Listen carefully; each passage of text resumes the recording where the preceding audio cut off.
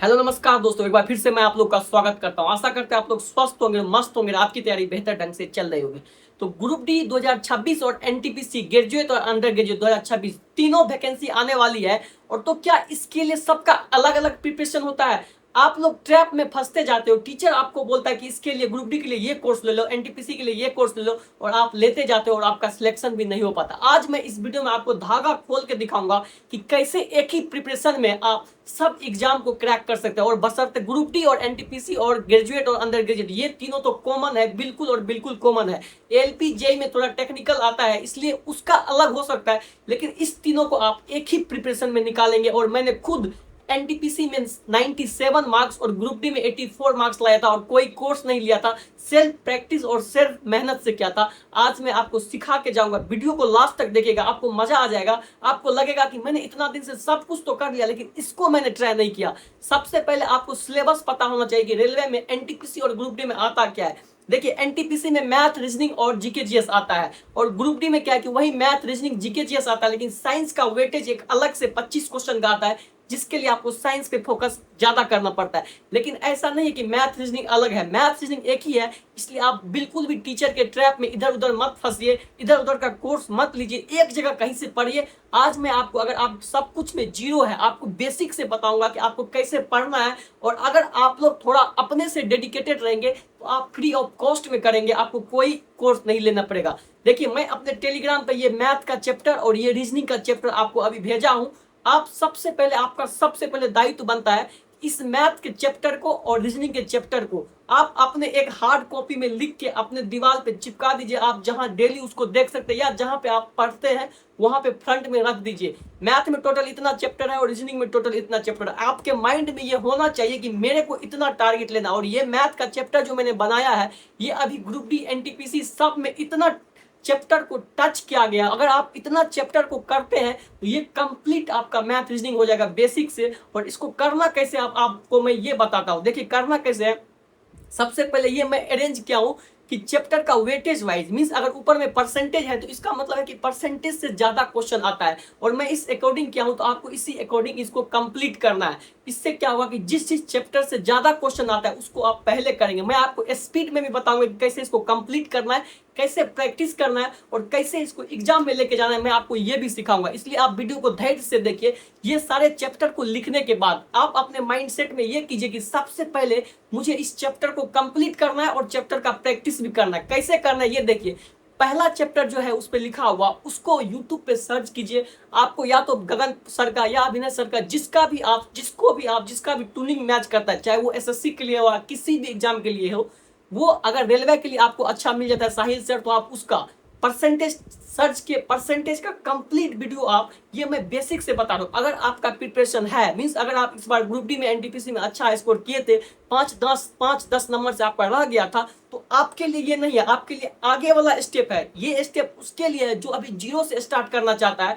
ये उसको करना पड़ेगा बेस बनाने के लिए, क्योंकि मैं जो वीडियो बनाता था उसमें डायरेक्ट मैं ये बताता था कि प्रैक्टिस ऐसे करना है। तो लोग बोलते थे कि मेरे से एक भी क्वेश्चन नहीं बनता है, और फिर मैं डिमोटिवेट हो जाता हूँ, फिर मैं छोड़ देता हूँ। तो आपको मैं ये बता रहा हूँ बेस कैसे बनाना है। और जिसका थोड़ा बहुत तैयारी है वो थोड़ा आगे रुकिए, उसको मैं ये दिखाऊंगा कि आपका सिलेक्शन क्यों नहीं हो रहा है। और आप ये करेंगे तो आपका थोड़ा बहुत जो नंबर कम रह जाता है आप उसको भी अचीव कर लेंगे। तो सबसे पहले चैप्टर को सर्च करना, जिस भी टीचर से आपका ट्यूनिंग मैच करता है, आप उस चैप्टर का वीडियो देख लीजिए। उससे फिक्स नहीं है कि इसी टीचर से देखिए। अगर आप ऐसे ऐसे कलेक्ट करके देखेंगे तो आपको सब चैप्टर का एक बेहतरीन वीडियो मिलेगा। क्योंकि ये नहीं है कि कोई एक टीचर किसी चैप्टर में महारत हासिल किया हुआ है।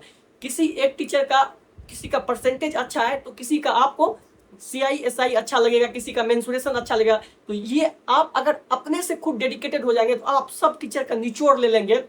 और मुझे लगता है परसेंटेज में राकेश यादव सर का वीडियो अभी भी अच्छा है, या अभी लेटेस्ट में गगन सर का कोई भी वीडियो है। आपका मकसद है कि आपको अपना चैप्टर कंप्लीट करना है, और वो चैप्टर का सीरियल मैंने जो दिया है उससे करना है। उससे क्या होगा कि आप एक सही डायरेक्शन में जाएंगे। जैसे ही चैप्टर कंप्लीट हो जाएगा आप टिक आउट करते जाएंगे, चाहे मैथ का हो या रीजनिंग का हो। डेली एक चैप्टर मैथ का, एक चैप्टर रीजनिंग का आपको देखना है। देखिए, चैप्टर जो टीचर करवाता है, थ्योरी का मतलब क्या हुआ, वो प्रीवियस ईयर क्वेश्चन ही लेके करवाएगा आपको। वो एनटीपीसी में आया हुआ क्वेश्चन, एसएससी में आया हुआ क्वेश्चन, अगर रेलवे वाले आप कोई टीचर से करते हैं तो वो रेलवे में जितना भी क्वेश्चन आया उस अकॉर्डिंग ही चैप्टर को करवाता है। सब टाइप का क्वेश्चन करवाता है। उससे क्या होगा, आपका सारा टाइप कवर हो जाएगा। उसके बाद आपको क्या करना है, प्रैक्टिस वो आपको टीचर ने बताया, यहाँ पे लोग गलती कर देता है। वो टीचर ने जो आपको बताया सब टाइप आपको समझ आ गया, कोई दिक्कत नहीं है इसमें, आप भी समझ गए और जितना स्टूडेंट उसको देखा वो सब समझ गया। ये मत सोचिए कि सिर्फ आप ही समझे, उसको सब स्टूडेंट समझा है उस टाइम, लेकिन क्या सब के साथ वो एग्जाम में जाता है? नहीं जाता है। इसका रीजन ये है कि उसके बाद जो काम शुरू होता है वो नहीं करता है वो स्टूडेंट।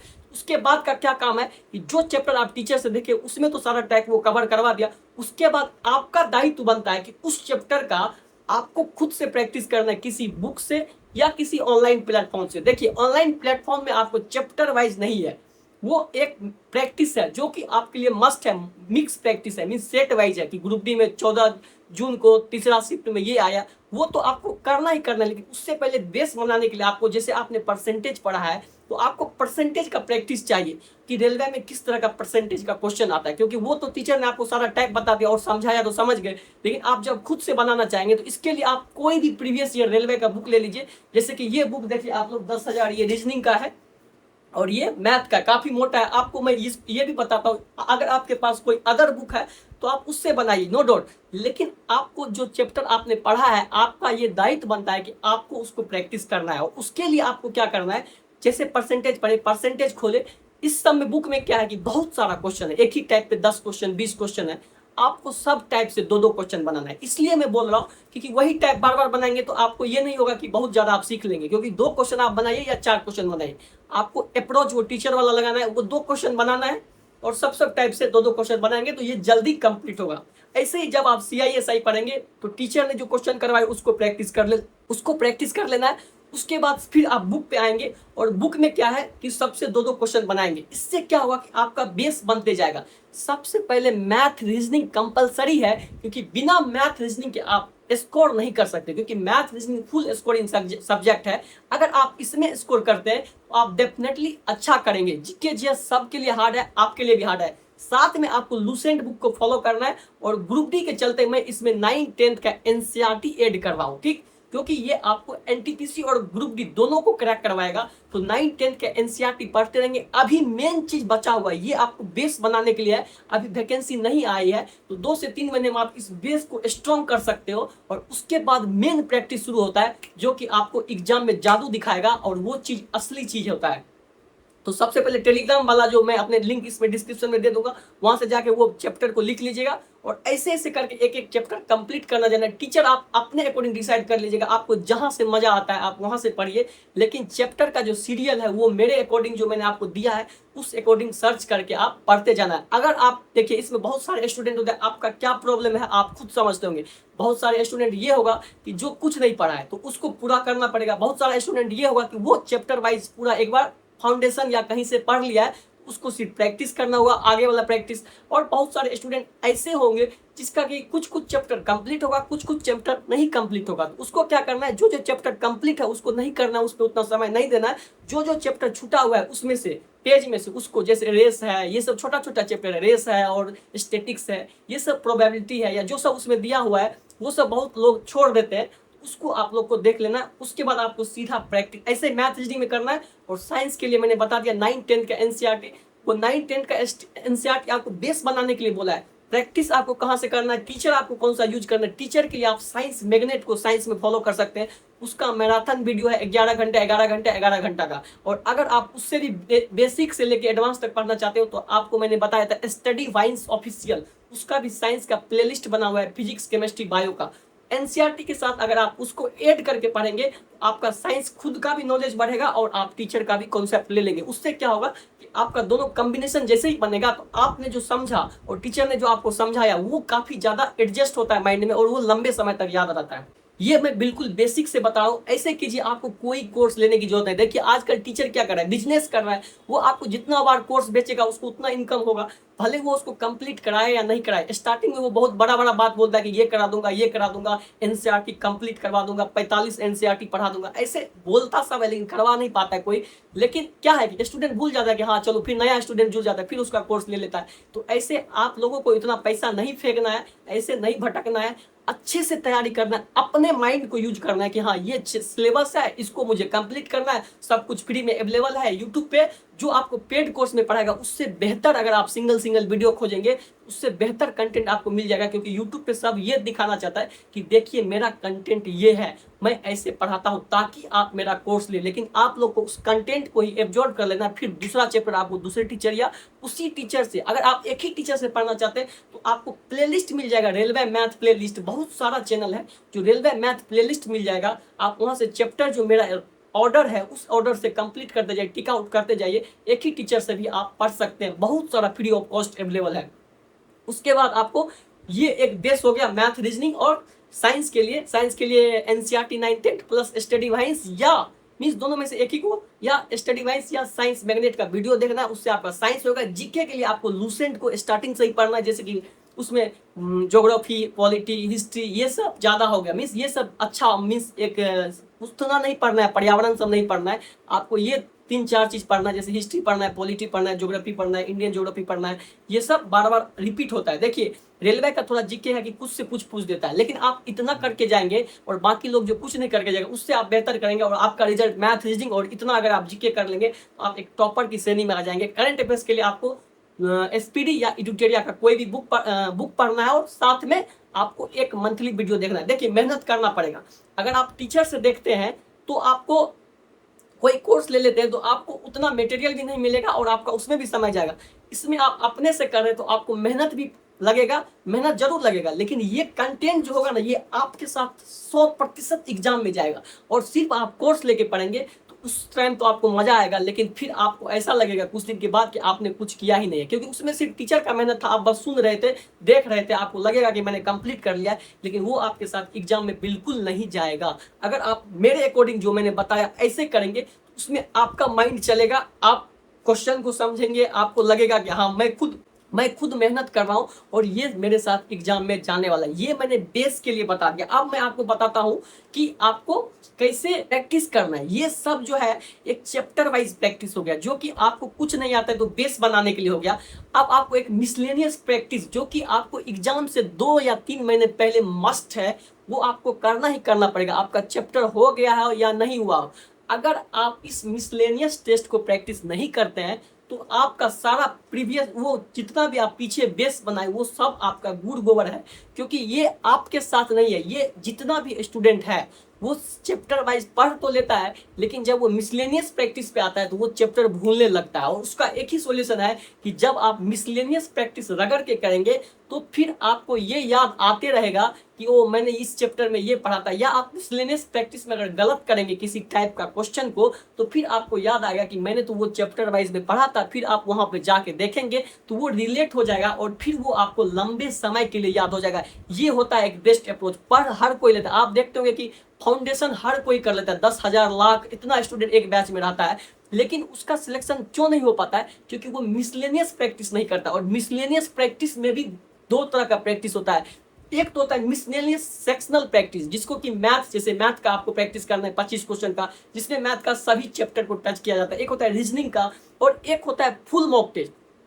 तो आपको क्या करना है, जब ये आप चैप्टर वाइज करते रहेंगे, आपका इंपॉर्टेंट चैप्टर कंप्लीट हो जाएगा, तब आपको क्या करना है, मैथ का एक सेक्शनल जो कि रेलवे, एनटीपीसी और ग्रुप डी का पूछा हुआ क्वेश्चन है 2-3 साल में लेटेस्ट, वो आप टेक्स्ट बुक से करना है, क्योंकि ऑनलाइन पैटर्न है और ऑनलाइन ही आपको प्रैक्टिस करना है। क्योंकि ऑफलाइन जो वो मैंने आपको बताया था वो बेस के लिए था, जो कि आपको बुक से करना है, क्योंकि ऑनलाइन में कहीं पे चैप्टर वाइज नहीं अवेलेबल था, इसलिए मैंने आपको बुक बताया। वो बुक आप कोई भी प्रीवियस ईयर रेलवे का 10,000 या अच्छा उतना पीछे तो जाना भी नहीं है, 3 साल का प्रैक्टिस करना है, 3 से 4 साल का, जिसमें कि आपको नया पैटर्न पता चल जाएगा।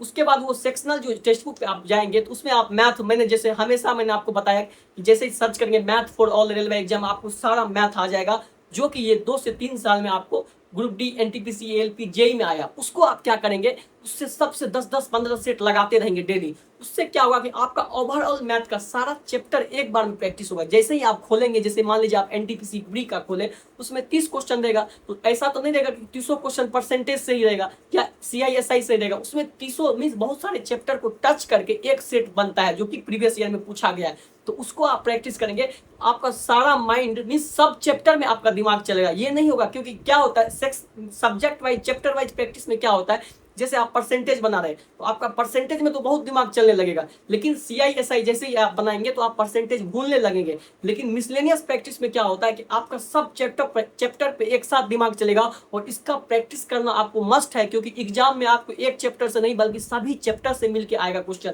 तो इसका प्रैक्टिस मस्ट है। और जब तक प्रैक्टिस नहीं करेंगे तो ये आपके साथ एग्जाम में नहीं जाएगा। तो बेस बना लीजिए 2 से 3 महीने में, उसके बाद सीधा आपको ब्रेक बिल्कुल भी नहीं देना है, सीधा इस पे आ जाना है। इसमें मैथ, रीजनिंग और साइंस का जो आप सर्च करेंगे science for all railway exam, तो आपको पूरा साइंस आ जाएगा, जिसमें कि बहुत सारा सेट है। मीन्स आपको आपके अंदर कितना आग है आपको ये दिखाना है। प्रैक्टिस की कमी नहीं है, आप रगड़ के जम के प्रैक्टिस कीजिए। आप इतना प्रैक्टिस कर लीजिएगा आपके अंदर से वो फीलिंग आए कि इतना मेहनत कोई नहीं कर पाएगा मेरे तरह, और वो खुद ऑटोमेटिक आने लगता है। अगर आप करेंगे ना तो आपके अंदर भी वो आने लगेगा। आपको मैथ, रीजनिंग, साइंस, जीके जैसे हमेशा लगाते रहिए, डेली लगाते रहिए। आपका जितना भी बेस बना हुआ है, जितना आप भूल रहे थे, आपका सारा रिकॉल हो जाएगा। और जब आप ये देखेंगे कि आप मैंने कर लिया, तो आपको स्टार्टिंग से एक फुल मॉक टेस्ट स्टार्ट कर देना। जब आपका ये सब हो जाएगा, सेक्शनल लगाते समय भी आप फुल मॉक टेस्ट स्टार्ट कर देंगे, क्योंकि वो ओवरऑल प्रैक्टिस है। मीन्स उसमें आपको मैथ भी आएगा, रीजनिंग भी आएगा, जीके भी आएगा, करंट अफेयर्स भी आएगा। तो उसमें आप जब वो आप 30 से 35 सेट लगा लेंगे एग्जाम स्टार्ट होने से पहले, तो आपको कोई नहीं रोक सकता है। करना बस यही है, देखिए आप कहीं भी पढ़ लीजिए, लेकिन आपको ये करना ही पड़ेगा, तभी आपका सिलेक्शन होगा। आज तक अगर आपका सिलेक्शन नहीं हुआ है तो इसकी मेन वजह यही है कि आप इस तरह से प्रैक्टिस नहीं किए। आप दुनिया में किसी भी टीचर के पास कर लीजिए, लिख के ले लीजिए मेरे से, जैसे ही आप सेक्शनल और फुल मॉक टेस्ट पे आएंगे और इसको जम के प्रैक्टिस कर लेंगे, आपका सिलेक्शन आपके आगे आके आ जाएगा कि लीजिए अब आप जॉब लीजिए, ये लेना है तो ये ले लीजिए, अगर ग्रुप डी चाहिए ग्रुप डी ले लीजिए, NTPC चाहिए तो NTPC, जो उठाना होगा ना आप उठा लेंगे। मैंने 3-4 एग्जाम एक साथ निकाला था, दरोगा निकाला, NTPC निकाला, ग्रुप डी निकाला, लेखपाल निकाला, दरोगा को 2-2 बार निकाला, ICR निकाला, बहुत सारा ऐसा छोटा छोटा एग्जाम भी निकाला, लेकिन जो मेरा सबसे अच्छा था मैंने सिलेक्ट कर लिया।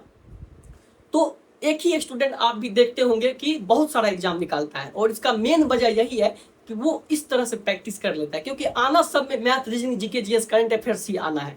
हो सकता है SSC में थोड़ा सा इंग्लिश आता है तो वो अलग है, लेकिन अगर आप इधर का सारा एग्जाम देखेंगे जिसमें इंग्लिश नहीं आता है, तो उसका सारा सिलेबस यही है। जो लड़का NTPC का तैयारी कर लिया है, क्या उससे ग्रुप डी का रिजल्ट नहीं होगा? 110% होगा। या जो लड़का ग्रुप डी में अच्छा स्कोर कर लिया वो NTPC को भी फोड़ेगा, ये आप लिख के लीजिए, क्योंकि वही मैथ, रीजनिंग में अगर वहां पे वो स्कोर किया है तो यहाँ पे भी करेगा। आप जो सोच रहे कि मैं ग्रुप डी के लिए अलग तैयारी करूं, NTPC के लिए अलग, तो आप देखते रह जाएंगे। आप कभी इसमें पढ़ेंगे कभी उसमें। ओवरऑल आपका मैथ, रीजनिंग और साइंस और जीके जीएस ठोस होना चाहिए। आप सब एग्जाम को रौंद दोगे और आपको कोई नहीं मंजिल से रोक सकता है। तो अभी 2026 में फिर से वैकेंसी आएगी, क्या आप अभी से तैयार है? नोटिफिकेशन आने के बाद बहुत लोग तैयार होते हैं, लेकिन अगर आप अभी से बेस को बना लेंगे, आपका जो छूटा हुआ है उसको कंप्लीट कर लेंगे, तो आपको मिस कोई नहीं रोक सकता और आप बहुत लड़के से आगे हो जाएंगे। आप देखते होंगे बहुत सारे लड़के ऐसे हैं, बहुत सारे स्टूडेंट ऐसे हैं जो नोटिफिकेशन आएगा तब एक बार एक्टिव होगा, फिर छोड़ देगा, फिर जब एग्जाम डेट आएगा तब एक्टिव होगा। आपको मैं अभी से इसलिए जगा रहा हूं कि अभी अगर आपका base math, reasoning, GK, GS का नहीं है तो स्टार्टिंग से कीजिए। मैं साइंस का भी चैप्टर भेज दूंगा, मैंने अभी मैथ, रीजनिंग का भेज दिया है, साइंस का भी चैप्टर भेज दूंगा कि ग्रुप डी में किस किस साइंस से किस किस चैप्टर से ज्यादा आता है, आप उस पर भी ज्यादा फोकस करके उसको भी पढ़ सकते हैं। वैसे अगर आप 9th-10th का NCERT पढ़ेंगे तो उसी से घुमा फिरा के क्वेश्चन रहता है, और आप साइंस मैग्नेट या स्टडी वाइन से करेंगे तो आपका साइंस भी ओवरऑल हो जाएगा। जीके बस वाइड सिलेबस है, उसके लिए आपको पढ़ना पड़ेगा, मेन चैप्टर पढ़ना पड़ेगा। लुसेंट में जो है वो NCERT का ही संग्रह है, तो अगर आपको उतना भी फैक्ट याद रहेगा तो आप 70 to 80% स्कोर उसमें भी कर लेंगे, और उतना स्कोर इनफ है। अगर आपका मैथ, रीजनिंग और साइंस अच्छा स्कोर दे दिया तो जीके में आप थोड़ा कम स्कोर करके भी बाकी लोग से बहुत अच्छा नंबर ला सकते हो, और आपको मेरिट में कोई बाधा नहीं होगा। मेहनत आपको करना पड़ेगा, आपको कलम उठाना पड़ेगा। अगर आप ये सोच रहे हैं कि मैं लेटे लेटे सिलेक्शन ले लूंगा, मैं बस टीचर को देख रहा हूँ, उसका साइंस पढ़ रहा हूँ, रीजनिंग पढ़ रहा हूँ, मैथ पढ़ रहा हूँ और मैं समझ रहा हूँ और मेरा तैयारी, मैं तो 8 घंटा पढ़ रहा हूँ, तो इसको 8 घंटा पढ़ना नहीं बोलते हैं। आपको अपने से पेन उठाना पड़ेगा, एक तरफ से सब्जेक्ट करना पड़ेगा, एक तरफ से सब्जेक्ट कंप्लीट करना पड़ेगा, एक तरफ से प्रैक्टिस खुद से करना पड़ेगा, तब वो आपका ओरिजिनल मेहनत हुआ। वो 10 घंटा आप मोबाइल में देख लिया, आपको टीचर पढ़ा दिया, वो आपका मेहनत नहीं है, वो तो आप बस समझ गए उस टाइम, फिर कुछ दिन के बाद वो निकल जाएगा। तो ऐसे तैयारी होता है, और ऐसे तैयारी कीजिए, एक ही टारगेट बनाइए कि मुझे रेलवे को फोड़ना है और उसमें एनटीपीसी आए, ग्रुप डी आए या जो भी एग्जाम आए मैं उसको फोड़ दूंगा। और आप अगर ऐसे करेंगे तो आपको सिलेक्शन से कोई नहीं रोक सकता। इसके बाद भी अगर आपको कोई भी समस्या है तो कमेंट कीजिए, मैं हर संभव प्रयास तक आपका रिप्लाई करने का प्रयास करूंगा। और अगर वीडियो अच्छा लगा हो तो लाइक कीजिए, शेयर कीजिए और सब्सक्राइब कीजिए। इस पे मैं हर वो जानकारी आप तक पहुंचाऊंगा जिससे कि आपका सिलेक्शन होगा। ये नहीं कि इधर उधर भटकाऊंगा, एक डायरेक्ट रास्ता बताऊंगा। अगर आप उस रास्ते पे चलते हैं तो आपको इधर उधर नहीं भटकना पड़ेगा, बल्कि आप डायरेक्ट मंजिल तक पहुंच जाएंगे। और इसके बाद और मैं अभी टेलीग्राम पे जीके का कुछ कुछ इंपॉर्टेंट चैप्टर भेजता हूं और उसको मिस पहले बता देता हूं कि आपको ये पढ़ना है। और उसका क्विज मैं फिर से शेयर करता हूं, और जो आप लोग पढ़े उसी का क्विज रहता है, तो उसमें आप लोग का क्या स्कोर है वो मैं दिखाने का प्रयास करूंगा। और उससे आपको अच्छा लगेगा कि मैंने जो पढ़ा मैंने उसका क्विज दे दिया। तो जीके जीएस के लिए मैं ये थोड़ा बहुत कर रहा हूँ, एक्चुअली टाइम नहीं रहता है, लेकिन जितना भी रहता है मैं उसमें करने का प्रयास करता हूँ। तो आज के लिए बस इतना ही। अगर वीडियो अच्छा लगा हो तो लाइक कीजिएगा, शेयर कीजिएगा। धन्यवाद।